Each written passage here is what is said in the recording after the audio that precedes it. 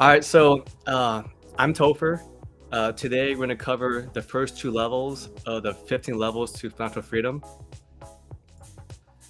And if you didn't have a chance to look at the first two videos, no worries. I'll cover everything from the beginning today. So overall, my goal is to help 1 million people reach financial freedom by 2025. And as we go down this journey together, you're going to see that in 2 years, you can get very close to your number, and you don't gotta wait till you're 60 or 65 to retire.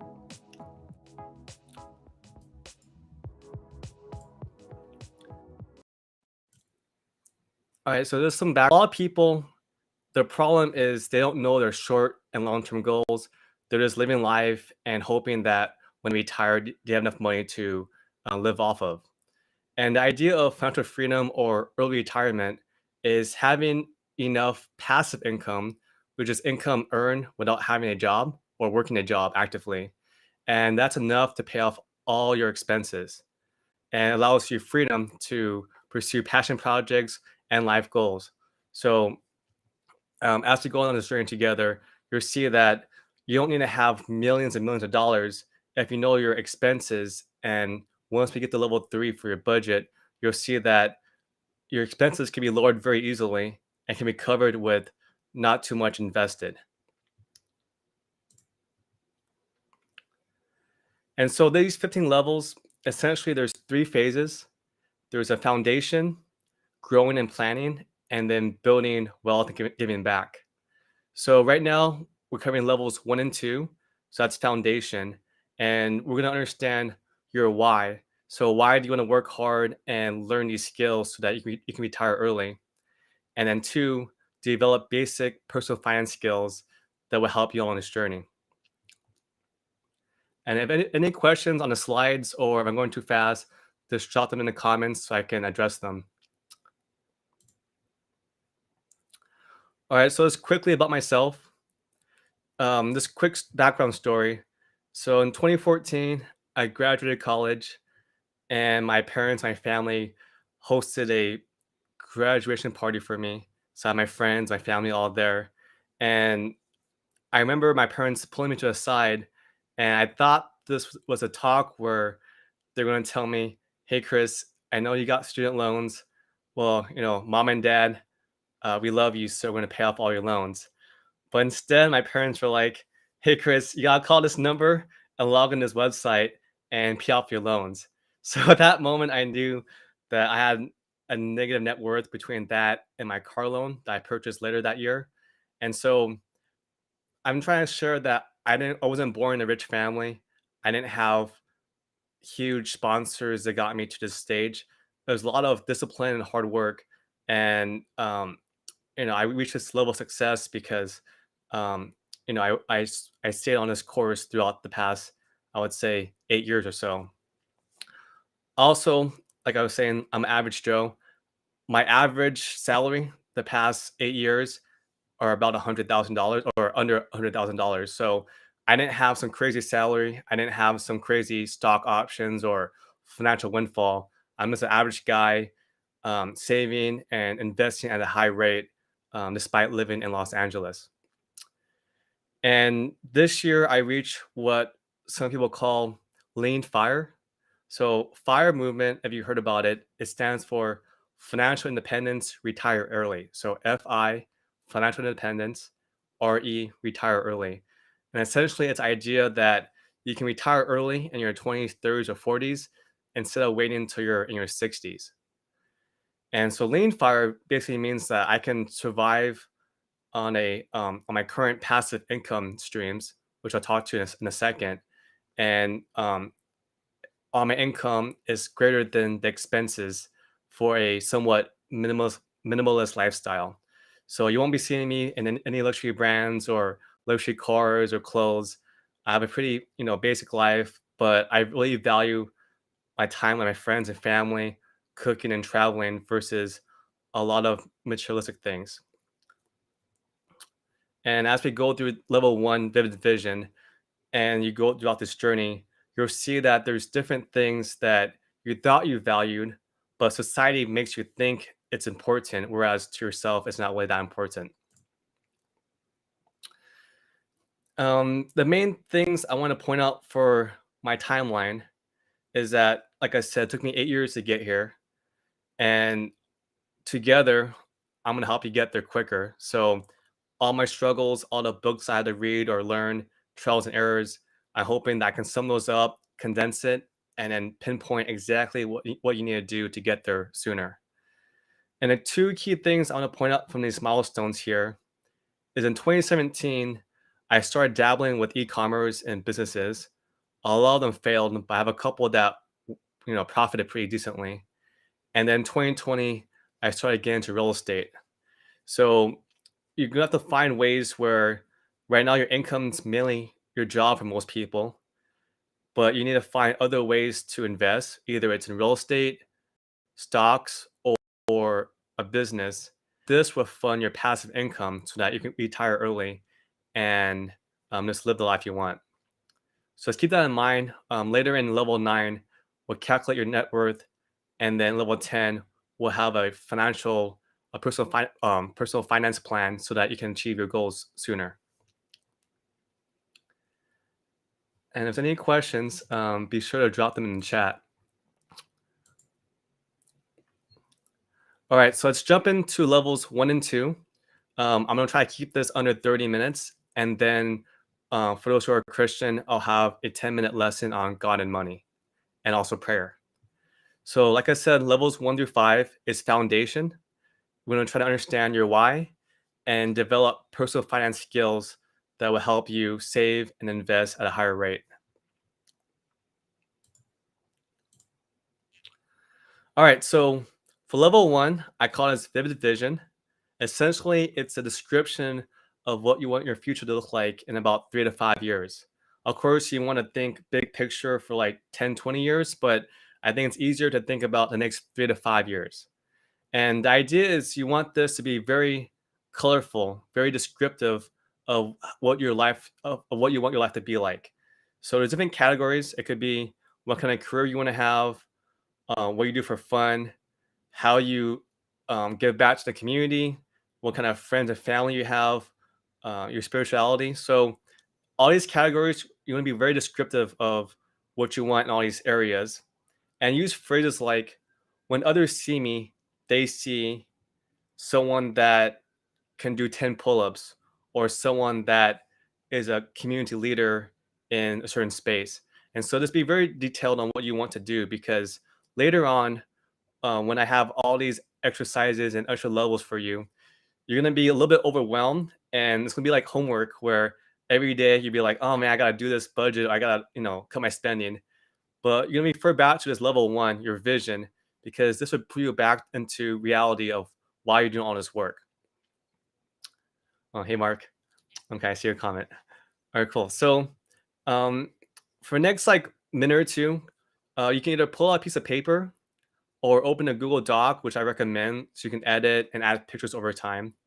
But the idea is you want to do whatever is needed so that your vision is easier to recall. Like you can read it in maybe 5, 10 minutes each week, or look at your vision board and see pictures of where you're trying to get to. And just for myself, for example, I like cooking. So those who know me, I want to have a nice kitchen, host with friends and family. So in the bottom left here, I have a little picture of a nice kitchen. And the second picture here, I like to travel. I like, see the sunset, just be outdoors. So here's a picture of a sunset. And this reminds me that I'm working hard now. So that in the future, I can enjoy just relaxing, seeing the sunrise, hanging with friends and family, travel, and then see the sunset. And the last picture here, so I'm Christian. I do want to get more involved with the church, be a leader, help others. So in the future, I want to grow my skill set in communication and inspiring others, and also grow to become a bigger man of God. So those are examples for me for images. And if you haven't done this already, you can go to my website. So it's topherlight.com, and download this free template. And I'll show that in a second for all of you. So essentially, it's going to be slide like this. It's this Google Sheet where you can just copy and follow along with all the levels. The second, you can have examples of vivid visions that you can um, refer to or also get from. In your own time, you can look at this, see what you like, what you don't like. But overall, you want to have details, these categories that I showed in my earlier slide: daily routine, your house, how you spend your time day to day, any charities, your health. So all of that. And if you have any questions, drop them in the chat. I think the email for the template still works, or worked this morning. So let me know you have issues with that. All right, so let's go into the next slide for vivid vision. So the result of this is that you're going to answer why you want to be financially independent. And for everyone's going to be a little bit different. Some people might already have a family, so your why might be to give yourself more time with your family. Maybe some of you are single and you're trying to build your career or just find your passion. So your why might be to explore who you are and pursue certain passion projects. And there's no right or wrong answer for this. Just jot down what you think you want to do. And over the next 4 weeks, you want to review this as we go through the other levels in the 15 levels to financial freedom.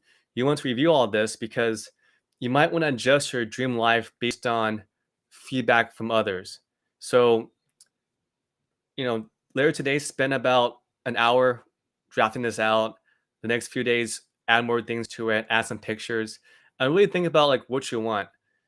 Because when I first started doing this, I thought, oh, I want to have, this type of car. I want to have this huge house. I want to have, all these friends and meet new people and network all the time. But as I thought more and more about this the past year, I realized that I just want to have my close friends. I want to have a wife, a family, time with all my loved ones.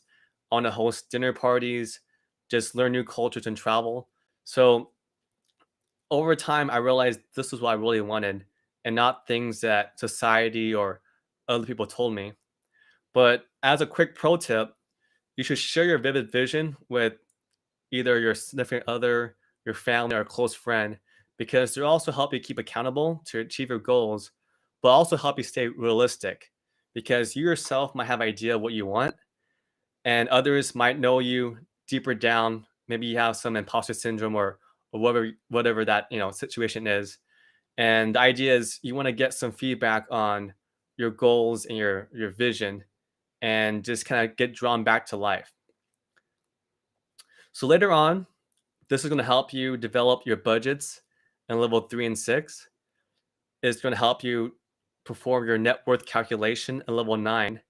And a combination of this is going to tell you later on that, say your vision is to have a beachfront mansion in Miami and to have all these luxury cars and have all these expensive meals every day.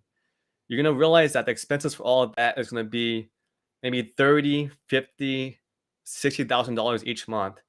And you're going to have a financial plan to achieve all of that. And it might not be realistic for most people because you need to have a high paying job. You probably need to invest or do real estate or a really good business. And most people are not going to achieve that. So later on, you're going to adjust your vision based on what's reasonable, but also look at, okay, if I want to have this mansion, I want to have this dream life, it's going to cost me maybe $10 million. And based on your trajectory from level 9 for your net worth calculation, you're going to realize, oh, to get that, I'm going to have to work very, very hard for maybe 15, 20 years. And then by then, you might be already 50 or 60. And then you're not really retiring early. You're just extending how long you work and delaying enjoying the life you want. So all these levels kind of work together. But today, level 1 is a foundation on vision and why you want to do all this work. All right, so before we go in level 2, any questions on this? Oh, I see Lucas, you came a little late, no worries.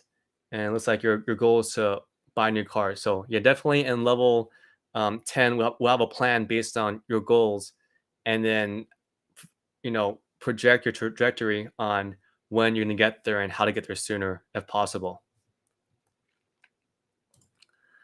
All right, so no questions. Let's go to level 2. So this is personal finance inventory. So this quick background, I developed this inventory idea maybe 3 or 4 years ago because I always forgot where all my accounts were. You might switch jobs. One might use Fidelity for the 401k, another one's a different platform.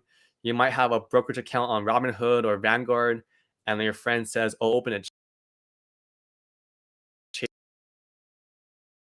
or no, a Charles Schwab account," and it'll take you a lot of time to find how to link into all these accounts and check them. So this inventory is basically a list of all your accounts. So you have debt, loans, so car loan, student loan, credit card debt, any investments you have, real estate, stock market, credit cards, checking accounts. So you get the picture. Anywhere you have money or debt, you want to track this.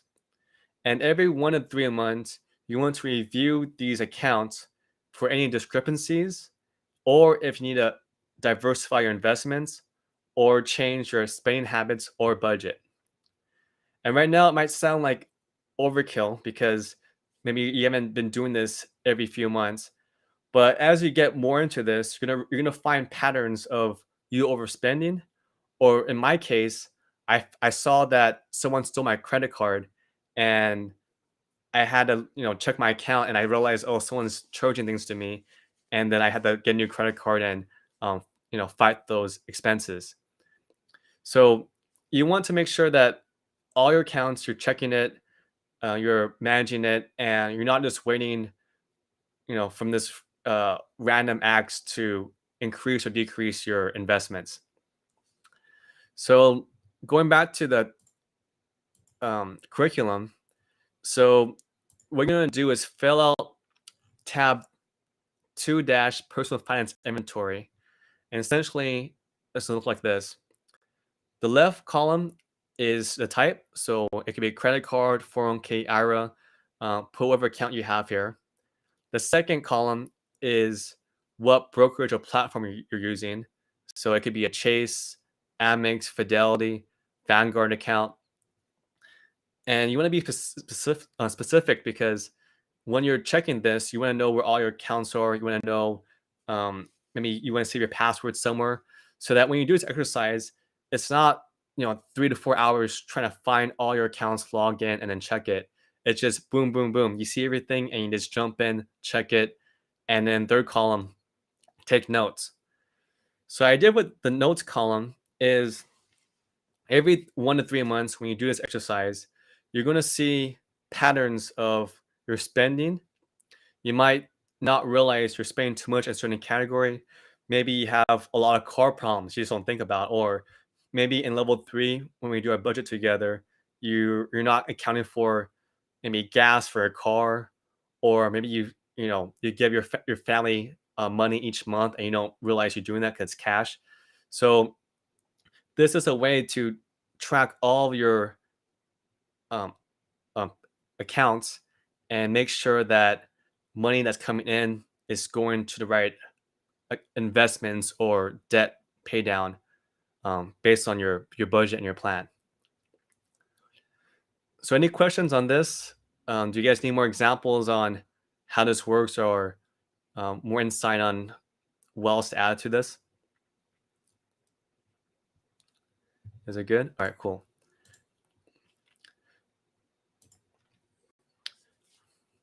All right, so the result from this is, like I said, you're going to be able to review all your transactions and make adjustments quickly. And you don't want to forget about any of your small accounts or small debt. Maybe you open a small credit card to get some bonuses, or you have small debt from either your credit card or from a student loans, or maybe you bought a car and you borrowed a few $1,000s and you just forgot about it. So just make sure you track everything so that it's you don't miss it, and you're able to adjust and include this in your budget and level 3. So for a pro tip, I recommend reviewing this month. As you do level 3, making your first budget, you really want to look at patterns of any unhealthy spending and then just areas to improve.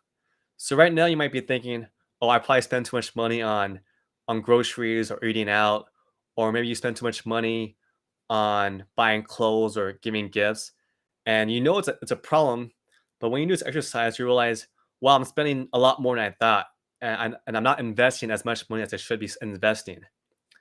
So you're gonna be surprised by your budget in level 3, and um, you just want to make sure that you're open to making changes because your habits up to this point are probably ingrained in your daily life. But if you want to improve your life, save more, and invest more, you're going to make changes and some sacrifice. Basically, delay your gratification for later, but build a better future for yourself. And same as level 1, your this inventory is going to help you populate your budgets in level 3 and 6, and your net worth calculation in level 9. So, for example, going back to the curriculum template, you can see here this little peak of level 3. You're gonna create a budget, and you can see all these line items here. I don't want to overwhelm you. Just look at these cells. So if you want to know where you're investing in and how much you're investing in it currently, your inventory is going to tell you, okay, you have a house savings account, you have a 401k, you have a school loan, you have a car loan, and you'll be able to populate this very quickly because you have all your accounts saved somewhere, which is in your inventory, and you can just pop in, check how much debt you have, how much you're paying each month, and then just create your budget really quickly. You'll probably be able to do this within an hour if your inventory is all cleared. So that's a sneak peek of a level 3. Okay, so any questions? Okay, so Mark asked, what's a healthy ratio of spending to saving / investing? Okay. Yeah, so we're gonna get to that in level 3. But just a quick sneak peek if you know the answer to that. I really recommend a flexible um, philosophy on doing a 50/20/30 split. So 50% on your needs. So that's like your rent, any debt you need to pay down for sure, car insurance, utilities, stuff like that. So you absolutely need to pay this every month.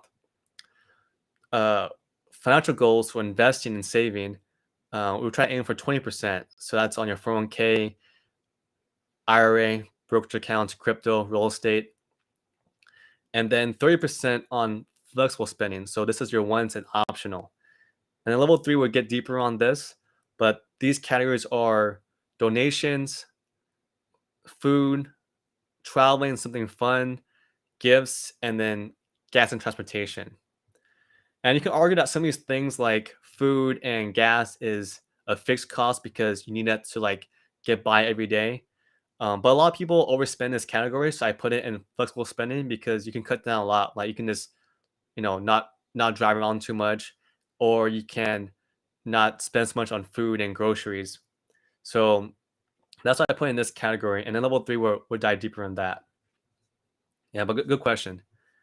And then Lucas asked about 401k. Yeah, so 401k is basically a retirement account from your job. Every job might not offer this, or they might call it something different. But if you don't have it at your current job, then you can just open up IRA and then put 60K into that each year, and then just start there for now. And we get to more on that in the later levels. Yeah, but good question. Okay. So any questions on level 1 and level 2? So vision, like I said, pull up a piece of paper or open a Google Doc or spreadsheet and just start thinking about that. And then in level 2, spend some time this next week to populate your inventory, and it'll help you with all the other exercises the next levels. All right, so Amber asked, how do you It's hard to get into abundance mindset when I have so much student and credit card debt. How do you maintain a healthy mindset with money? That's a good question. So now I was the same uh I guess same situation as you when I was 22. I had like I said I had a negative net worth. I had student loans, car loan, everything I just shared with you. I didn't know. I basically learned this stuff myself the past few years, and that's kind of why level one vivid vision is very important. That's why had it as a first step towards financial freedom, because if you know where you're trying to get to, you just need to stick to the plan and just keep paying down your debt. Um, I think in level three, when we do our budget together, I'll talk more about how to pay off your credit card debt quicker, how to pay off your student loans, and how to prioritize how to pay down these different loans or debt you have. Because if you have a really high interest rate, for example, credit card debt could be 15-20% each year, and maybe your student loans are about 5 to 6%. I would recommend doing the minimum for your student loans because your interest rate's lower, but paying your credit card debt off as soon as possible because it's a really high interest rate and it'll keep snowballing and growing. And I guess Amber, for now, you can also look into there's credit card debt assistance programs. You can Google that and take a look at that, and then reach out. You have more questions, but essentially, there's programs that will take on your debt, and then you can pay a lower interest rate with them. So instead of paying a 20% interest rate with a credit card company, they're transfer the debt to their platform, and it might be a lot less, maybe an 8 or 9% interest instead of 15 or 20%. But in terms of mindset, I think as long as you know that every day as you pay down this debt, every day you budget and work towards your goal, that you're going to reach your vision one day. And at level 9, when we do our net worth calculation, and I'll do a little snapshot real quick on that.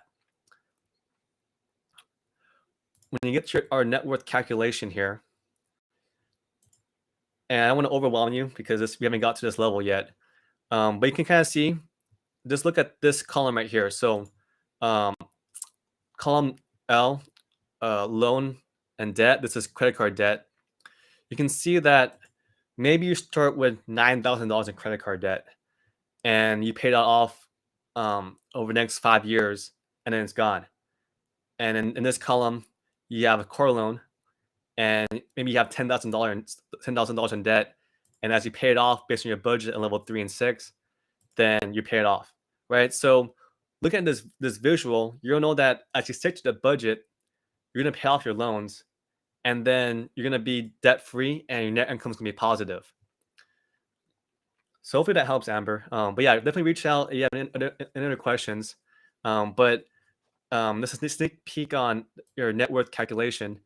You can kind of see that. So this is kind of not exactly mine when I was younger, but this example is, you know, when you start on your investment journey, it's very common to have a negative net worth. So in this example, there's a negative net worth of about $6,000, and over time you pay it off. You invest in, your 401k, your IRA. You get income from your job. Maybe you start a business, and then slowly but surely your net worth starts going up higher and higher. And you can see that the first 8 to 9 years of this example, you go from negative to about 80K in net worth, which a lot of people think, oh, that's like nothing. But this is a big deal because you can see as the years progress, you get to $100,000 net worth. In a few years, you're in $200,000 net worth, and then it starts snowballing. Where in this example, you're a millionaire in by 50, and this is also assuming that you get no raises or higher income. So of course, if you have higher income, you hit that number a lot sooner. And also, when we get to level 6 with the advanced budget tracker, and again, I don't want to overwhelm you, but this for a sneak peek.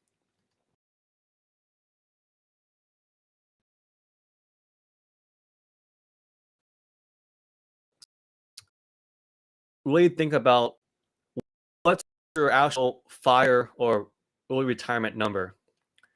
And for sneak peek in this example, if your annual expenses, so your rent, utilities, food, travel, all your fun things, say you spend about $30,000 a year on expenses, with a 4% withdrawal, which we'll talk more about in the future, all you need to retire is around $800,000, which right now sounds like a lot of money.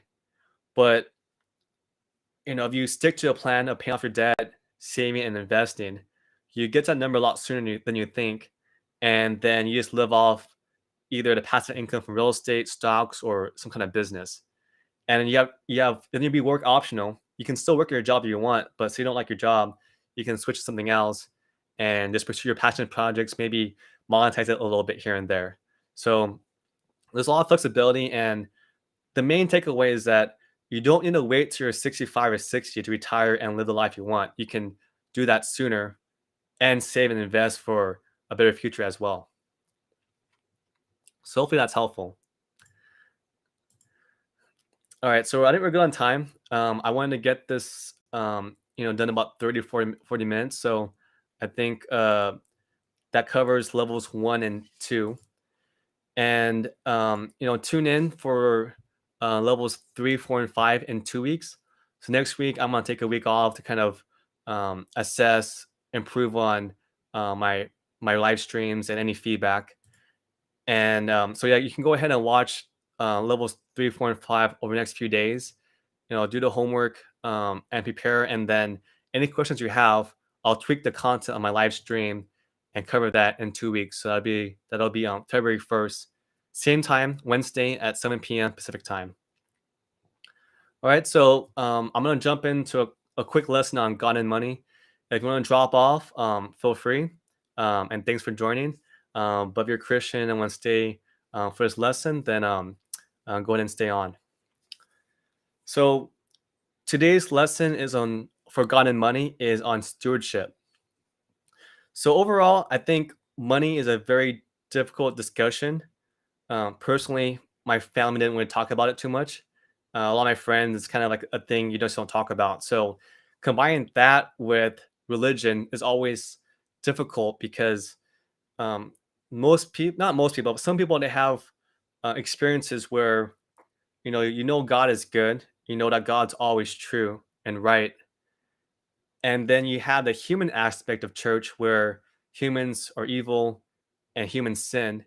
And so when you have church leaders or people at church that are asking for donations or want sponsorships for the mission trips overseas, it gets tough because you're not sure how to steward the money and time that God's given to you for his desires and purposes, right? So it gets really tough because you might work so hard, you go to college, you get some money, you got to pay off your student loans, your credit card debt, and then you got to pay your rent and utilities, and then you got to live your life, like have fun, go with your friends and family, have experiences, food, and all that. And it gets really tough when now you add in the church aspect where you're supposed to tithe and give money to the church. And so my advice is, really understand where you're giving money to. A lot of churches, they have different buckets that you can give to. So it might not be just money straight to the church. It might be to, for example, my church, Zoe, there's a fund for the new building. So I give money to that. Some churches, they might have a fund for mission trips and outreach. And so whatever you believe in, maybe you meet the person in charge or the leader and you really understand where the money is going to. You'll be a more cheerful giver because you understand where the money is going to, right? And I think overall, just pray about it. Pray for discernment, pray for wisdom, where you know where the money is going to. But at the same time, the Bible talks about that sometimes God knows all, right? God knows things that you don't know. And so not to always lean on your own understanding. But it's also a balance because you might see things, you might, oh, this person's a little weird, a little, like they're raising money for this, but I don't really believe in how they're spending this money. And so you gotta use your own discernment to, give to things you believe in, and then also know that sometimes you might need to give or serve first, and then you might get blessed later. It's not always guaranteed. But for me, I think when I served more at church and started giving more, like for example, I wasn't baptized until last year in October, and I didn't tithe until that was like 3 months ago. So um, you just gotta understand why you're doing certain things and that you're giving cheerfully, not just throwing money out and then being upset that the money wasn't used in a good way. So, any questions on this? Any prayer requests that you guys have, whether it's about God and money or just your life? Just drop in the comments down there, and I'll pray in a moment. But I'll just give a quick personal story about myself with where I struggled with stewardship. So, a year or two ago, I was at this other church, and like I said, all humans, we all sin. So, and we might present ourselves in not the best light. And this individual was raising money for a mission trip overseas, and they're really pushing me. I didn't really know this individual, so I was like, I don't really know you. I don't want to give you this money, but they kept pushing me, and then finally, I was like, okay, fine, here's some money, right? And then months later, they go on this trip, and I just see some pictures or videos where they're just having fun. It's like I just felt like I just paid for the vacation, and it was kind of I don't know, it was kind of not the best feeling because I felt like they should be there to see the locals, uh, volunteer, help them with their house or help them build something, tell them about God. But it seemed like this individual wasn't really doing that. And then to make things worse, when they came back to California, we had a small event with children, and maybe they had an off day. I'm not really sure what was going on, but I saw them interact with children. It wasn't like the best way. I was like, this is kind of weird. So from that, I felt very weird just tithing or donating to church because I felt like, oh, my money is going to waste. They're just sending these random people and then they're not really growing and learning. And so that's why I challenge you to pray for discernment and wisdom, but also like take some time to understand where your money is going to, and that's for cause you really care about. So, like I said, every church had different buckets to give money to, or maybe instead of giving money straight to the church, maybe you have a friend at church that's doing something specific, and maybe they have a GoFundMe account or they're just raising money for something, and you know that person, and your heart's telling you, okay, be a cheerful giver. If you give to this person, you'll feel good. And so this, don't be pressured into this one narrow direction of how to give. It can be however you want, and hopefully over time you give more of your money, you steward God's money and time better, and then you become a stronger man or woman of God. All right, so let me close the prayer. We're about the 40-minute mark, which is right on time. I saw some of you were a bit shy and you texted me some prayer requests. So I see someone's praying for healing for their daughter. So I'll pray for that. And then I'll just pray for all of us in general. So let me go ahead and pray, and then we'll close this out. All right, Father, I thank you for this time to get together with others and talk about you and money. I pray that you give us discernment and wisdom and open up our hearts to become better stewards of your time and your money. And even though we worked hard to have an education or get this job and then get money, ultimately it is your money that you've given to us, and we need to be responsible in managing it and uh, give it and to your best desires and um, build your kingdom together. I pray that for those that are very hesitant to tithe or to give, that they see me as an example where for many years I did not tithe or give.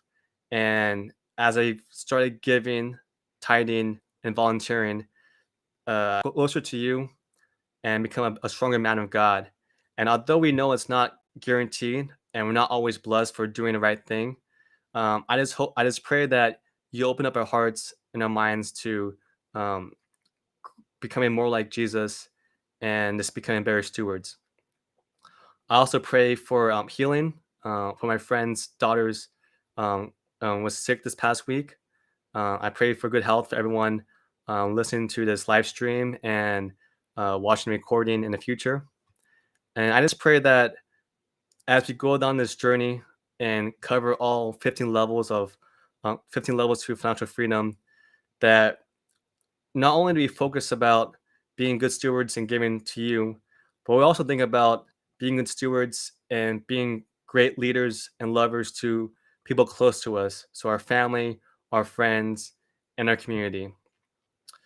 Um, I thank you for this time again, and I thank you for using me to share your love with others.